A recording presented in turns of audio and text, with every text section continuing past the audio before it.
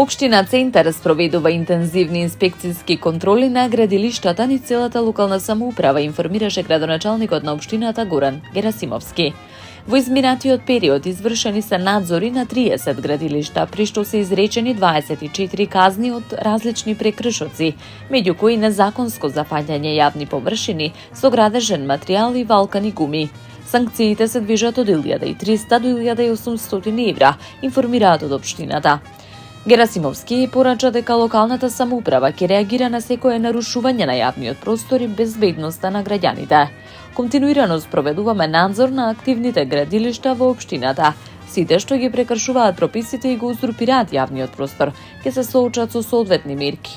Наша цел е да обезбедиме уредена средина за граѓаните, истакна првиот човек на општина Центар.